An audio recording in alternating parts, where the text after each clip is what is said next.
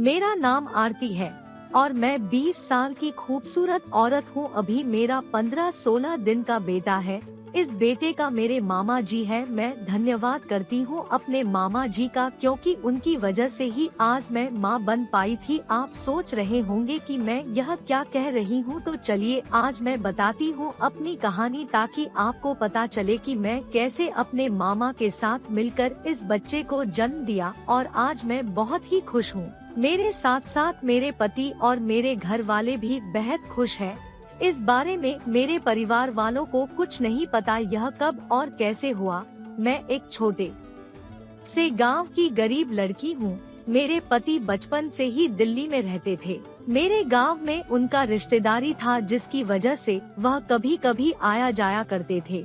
मेरे घर के सामने ही उनके रिश्तेदार का घर था, इस वजह से हम एक दूसरे को कभी ना कभी देखा करते थे और हमारा नैन मटका चल रहा था, जिसकी वजह से मैं उन्हें प्यार करने लगी और वह भी मुझे चाहने लगे। उन्हें लेकर मैं बहुत सारे सपने सजाने लगी थी। मैं सोच रही थी चलो अब शादी में भी अब दिल्ली जाकर सेटल हो जाऊंगी और मजे करूंगी, इसलिए मैंने उनके साथ प्रेम विवाह कर लिया और दिल्ली आ गई। पर जब मैं दिल्ली आई तो मैं हैरान हो गई, क्योंकि जैसा मेरे पति ने बताया था वैसा कुछ भी नहीं था। वह कह रहा था कि मैं बहुत ज्यादा कमाता हूँ, मेरे पास घर खुद का है। पर यहाँ आने के बाद पता चला कि इसके पास तो कुछ भी नहीं था, बस किराए रूम में रहता था और छोटी मोटी कोई काम करके गुजारा करता था।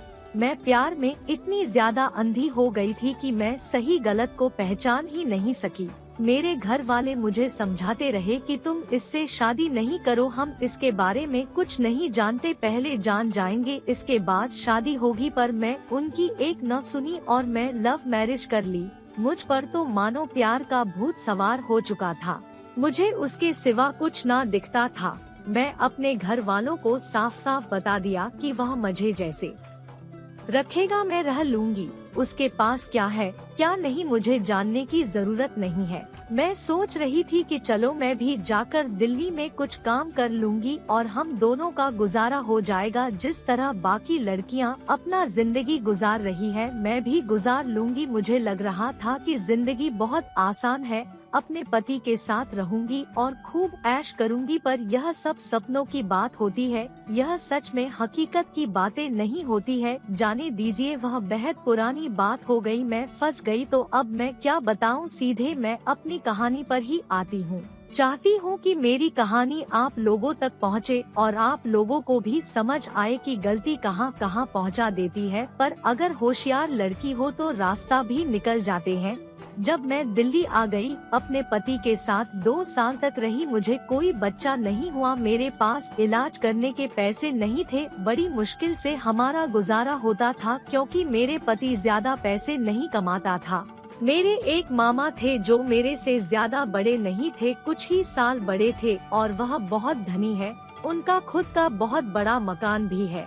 वह पटना में रहते हैं, तो उनको किसी चीज की कमी नहीं है।